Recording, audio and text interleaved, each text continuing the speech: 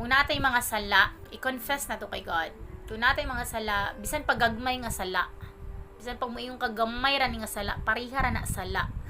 Kung kabalo ka nga mali gyud na siya. So i-accept nato ang mali o nya i-surrender nato kay God ang mga mali nga nahitabo nga nahimo nato sa atong kinabuhi.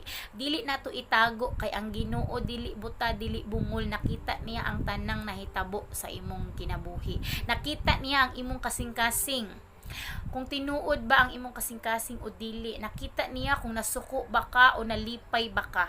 Nakita na niya. So dili nato matago ang atong gibati sa Ginoo kay naa siya nga nagtan-aw sa imuhang kasing-kasing. Much better kung i-surrender na dayon nato.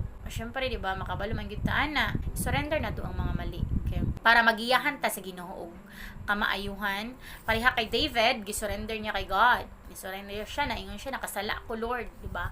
Nakasala